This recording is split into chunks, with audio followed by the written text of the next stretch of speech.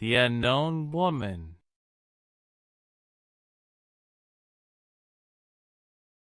That night, all of Paris was resplendent in Les Italiens. They were presented Norma. It was Maria Felicia Malibran's farewell night.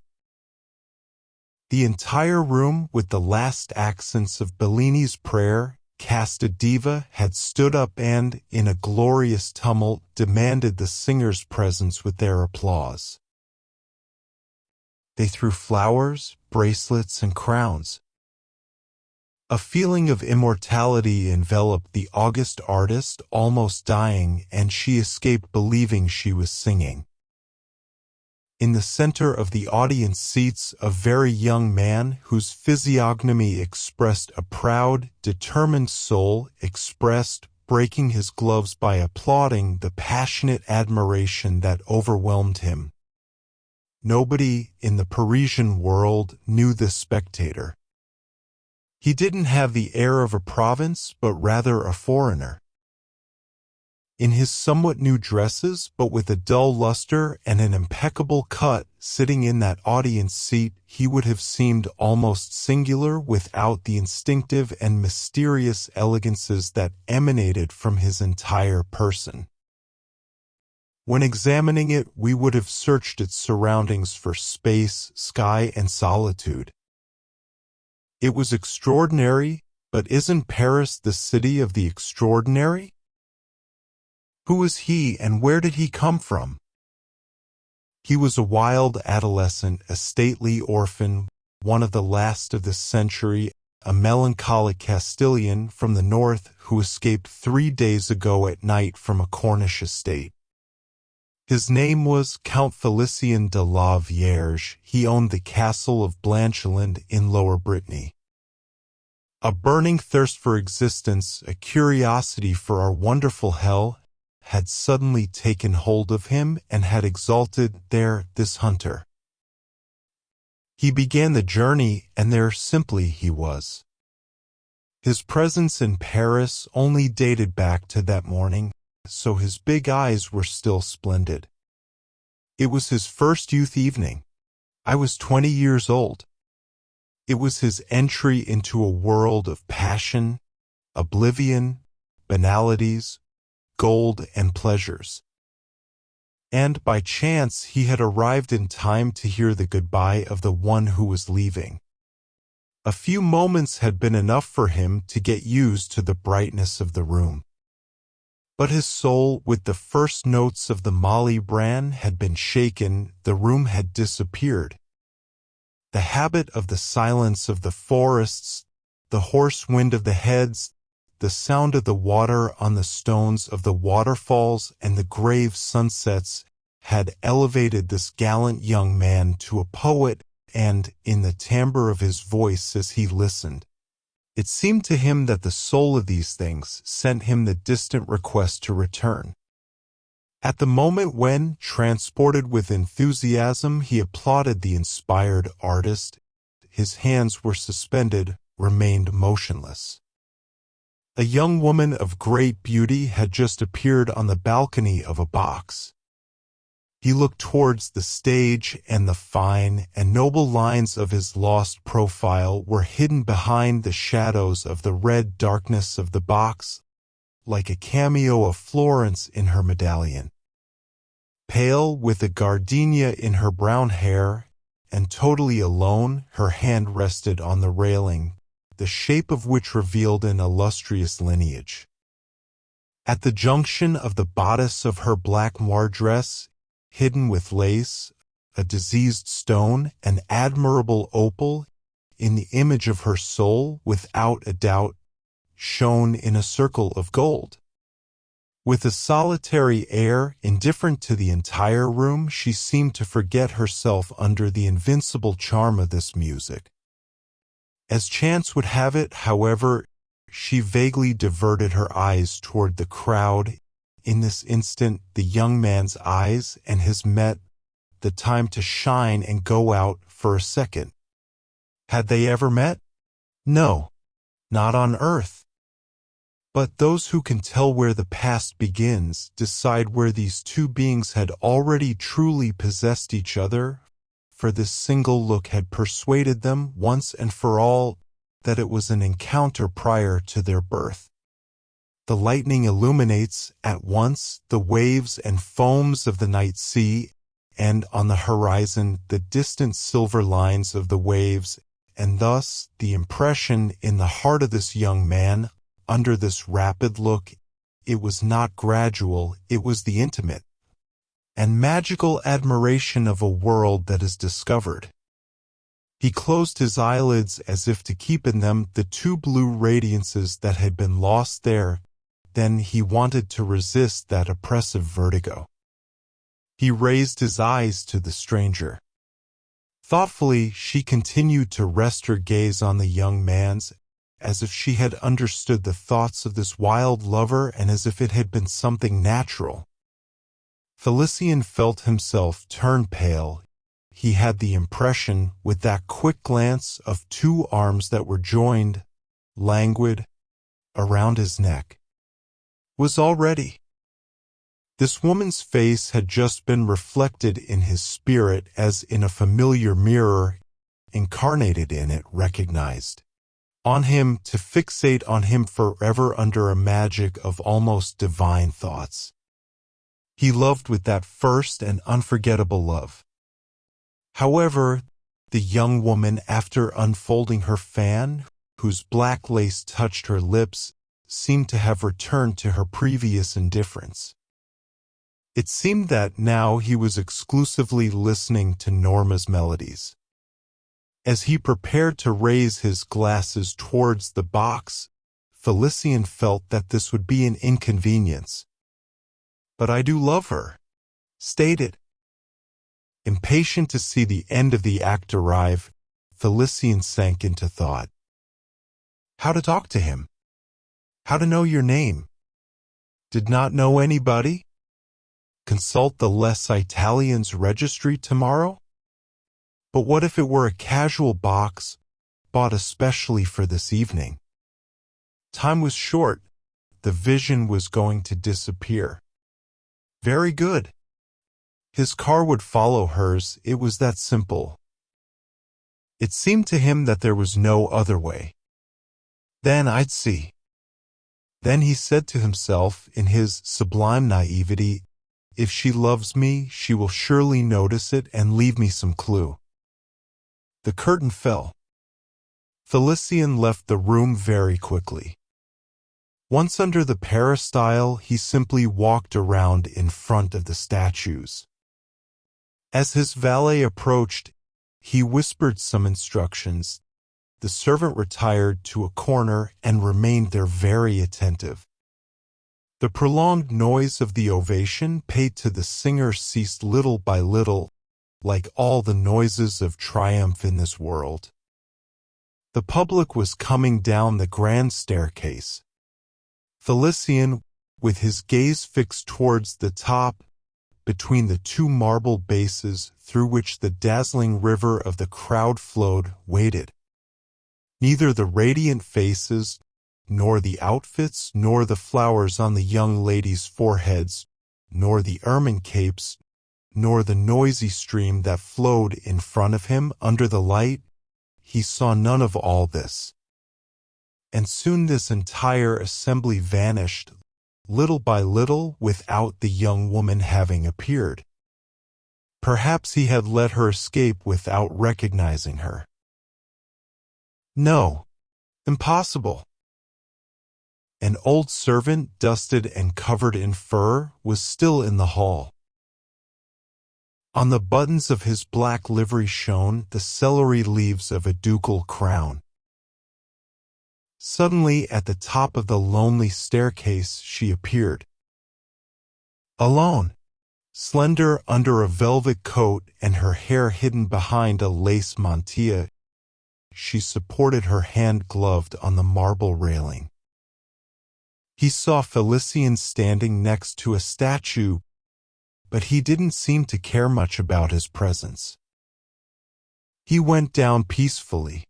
As the servant approached, she spoke a few words in a low voice. The footman bowed and withdrew instantly. Immediately the sound of a car driving away was heard. Then she came out. She went down, always alone, down the exterior stairs of the theater. Felicien barely managed to utter these words to his valet. Returned to the hotel alone. In a moment he found himself in the square of Les Italiens, a few steps from this lady. The crowd had already dissipated in the neighboring streets. The distant echo of the cars grew weaker. It was a dry, starry October night. The stranger walked very slowly and as if unaccustomed.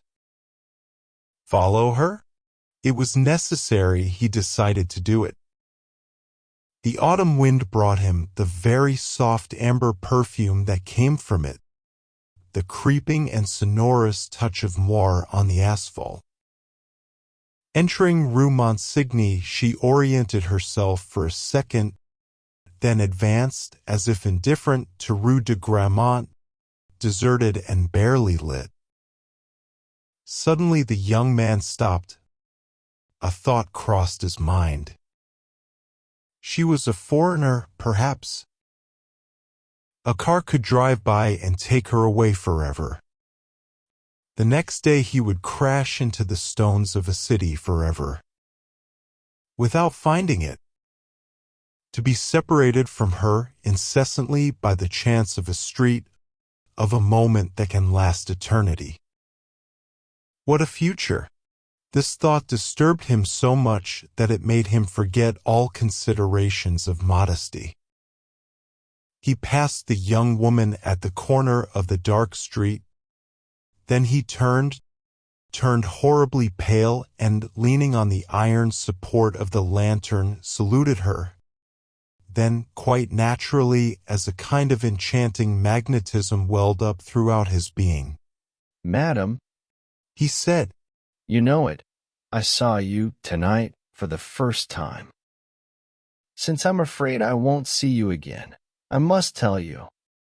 She felt faint. "That I love you." He finished in a low voice.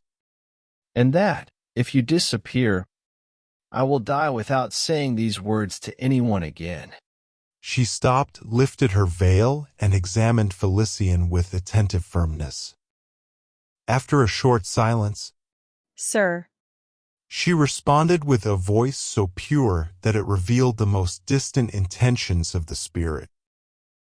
"Sir, the feeling that makes you turn pale and act like this must, in fact, be very deep, for you to find in it justification for your actions." Felicien was not surprised by this answer. It seemed natural to him that the ideal should answer ideally. The circumstance was one that, in fact, the two should remember, if they were worthy of it, that they belonged to the race of those who make social conveniences and not to the race of those who endure them. What the human world calls, as a precaution, conveniences, it is nothing more than a mechanical, servile, and almost simian imitation of that which has been vaguely practiced by beings of elevated nature in general circumstances. In a burst of naive tenderness, Felicien kissed the hand that was offered to him. "Do you want to give me the flower that you wore in your hair all evening?" The stranger silently took the pale flower under the lace and, offering it to Felicien, "Goodbye now," she said, "and see you never again." "Goodbye," he said in a stammer. "So you don't love me? Ah, you are a married woman." "No." "Free. Oh, Jesus." "Forget me, anyway." "It is necessary, sir." "But you have become, in an instant, the beating of my heart. Can I live without you? The only air I want to breathe is yours. I no longer understand what you say. Forget her. How to do it." A terrible misfortune has befallen me. To confess to him would be to sadden him to death, it is useless. What misfortune can separate those who love each other? This. As she spoke this word, she closed her eyes. The street lengthened, completely deserted. A portal that opened onto a small fence, a kind of sad garden, opened wide before them. He seemed to offer them his shadow. Felicien, like an irresistible, adoring child, took her under this vault of darkness, wrapping the waist that was given to her. The intoxicating sensation of the taut, warm silk molding around her communicated to him the feverish desire to hold her close, to take her with him, to lose himself in her kiss. He resisted, but the vertigo took away his ability to speak. He only found these stammered and imprecise words. My God, how much I love her.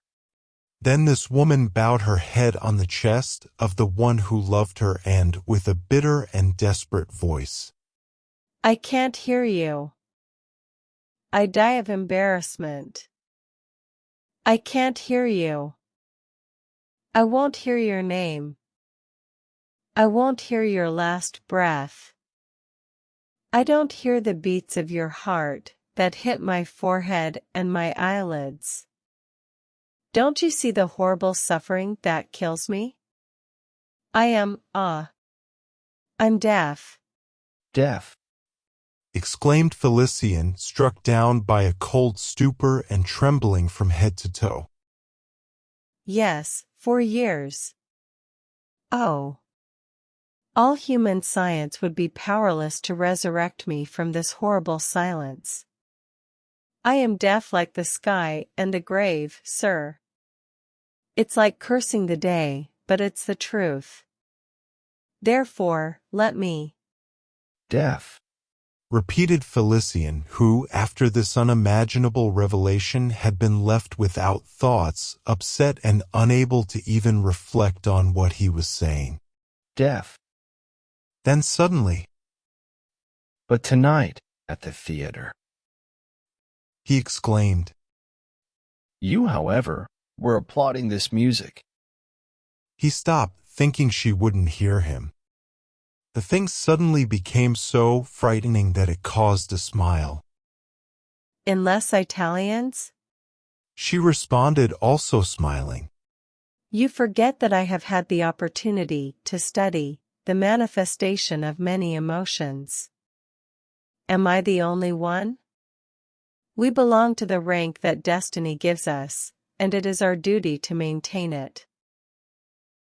This noble woman who sang well deserved some supreme displays of sympathy. Do you think, by the way, that my applause was very different from that of the most enthusiastic dilettante? I was a musician, in other times. At these words, Felicien looked at her, somewhat confused and struggling to keep his smile. Are you mocking a heart that loves you to the point of desolation? He accuses himself of not hearing, and you answers me. It happens. She said. That, unfortunately, what you say, you believe is personal, my friend. You are sincere, but your words are new only to yourself. To me, you recite a dialogue to which I learned all the answers beforehand. For years, that dialogue has always been the same for me. It is a role for which every sentence is dictated and required with truly excruciating precision. I possess you to such a point that, if I were to accept, which would be a crime, to link my misery, even for a few days, to your destiny, you would forget, at every moment, the fatal confidence that I have just given you. I would give her the complete, exact illusion of any other woman, no more and no less, I assure you. I would even become, incomparably, more real than reality. Think that circumstances always dictate the same words, and that the face always harmonizes a little with them. You couldn't believe that I didn't hear you, such would be the accuracy with which I would guess. Let's not think about it anymore, shall we? This time Felicien was horrified. Ah, He said, what bitter words you can utter. But if this is how things are, I want to share with you, even if it were the eternal silence, if necessary. Why do you want to exclude me from this misfortune? I would have shared your happiness, and our soul can supply everything that exists. The young woman shuddered, and with her eyes full of light she looked at him. Do you want to walk a little, arm in arm, down this dark street? We will imagine that it is a walk full of trees, spring and sun. I also have something to tell you, something that I will never repeat again. The two lovers, with their hearts seized by a fatal sadness, walked, hand in hand, like exiles. Listen to me. She said, You can hear the sound of my voice. Why could I feel that you didn't offend me? And why did I answer him? Do you know?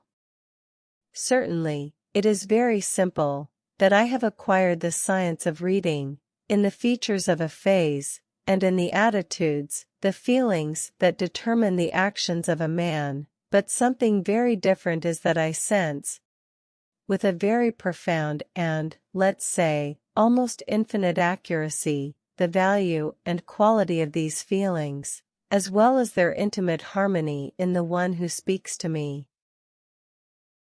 When, a moment ago, you made the decision to commit that dreadful inconvenience with me, I was the only woman, perhaps, who could understand, at that very moment, its true meaning.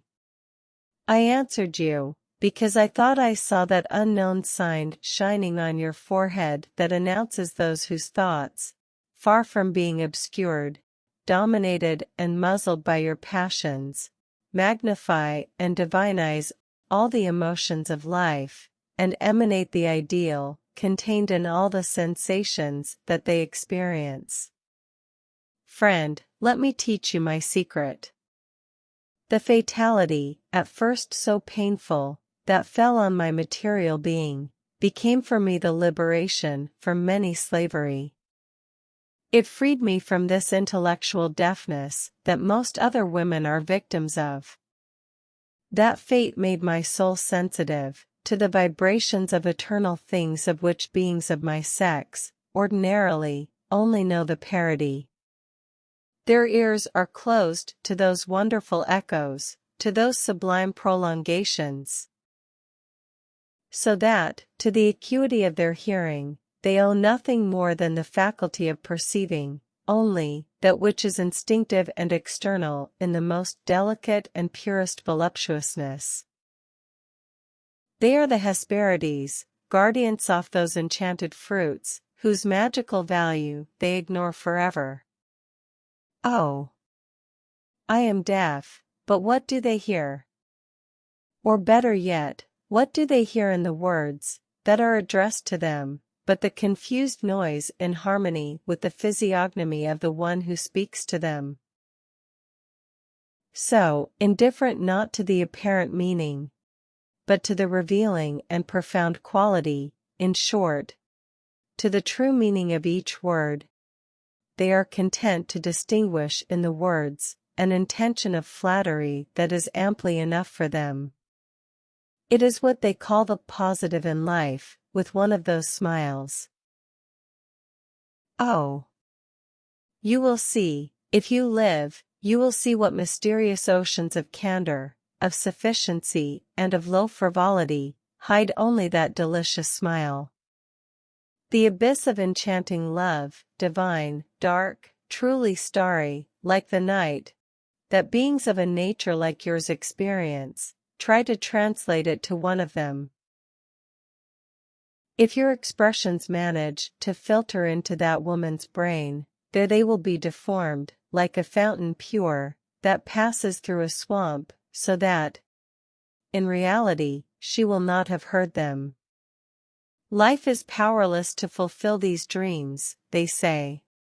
And you ask too much of it. Ah! As if life were not made by the living.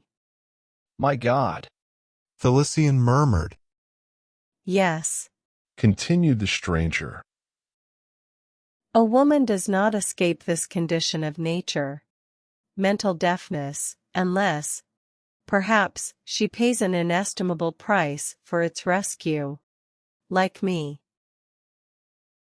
You attribute a secret to women, because they do not express themselves, except with actions.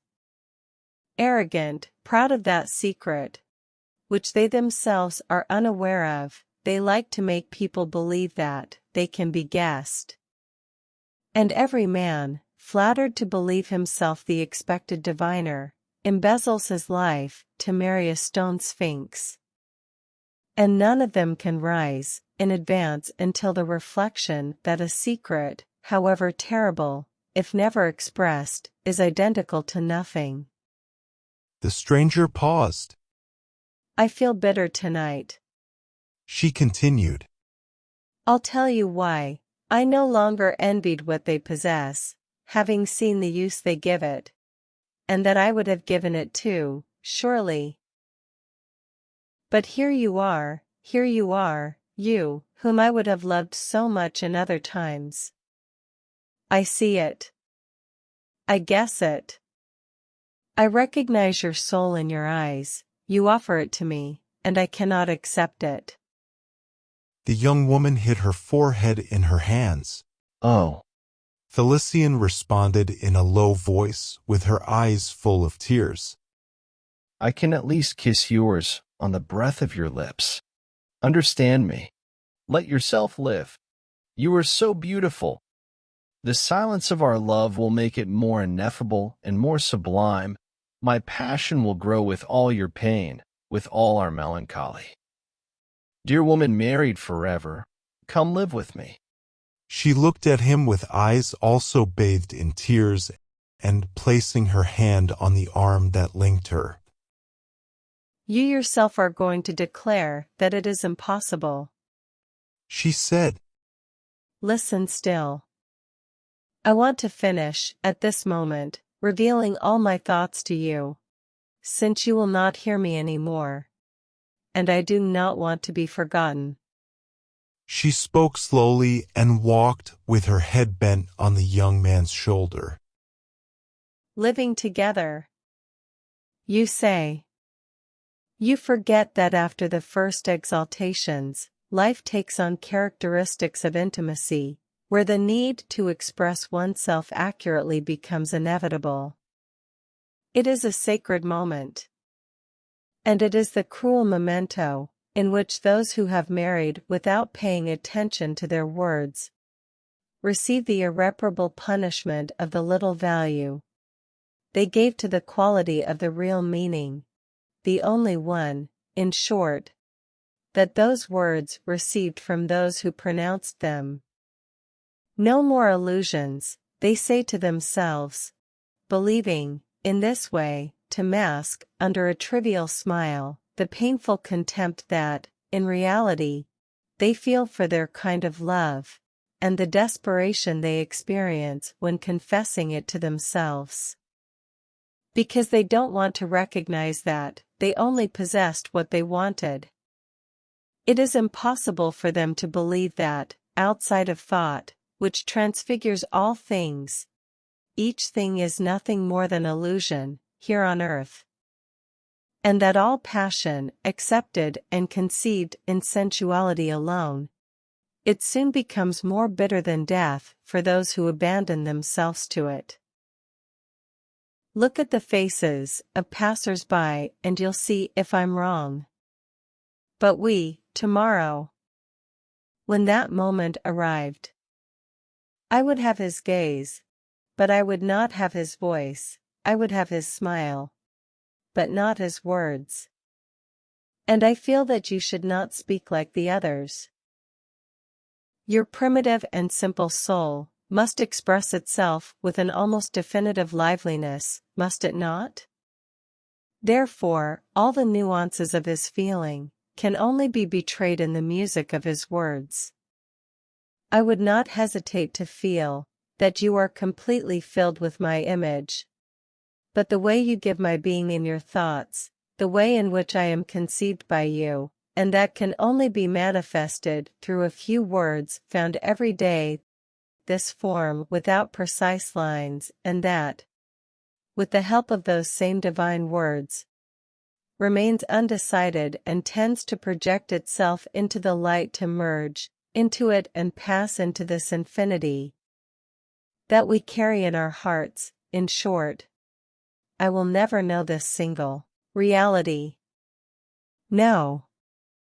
This ineffable music, hidden in the voice of a lover, this whisper of unheard inflections, that envelopes and makes one pale, I will be condemned not to hear it.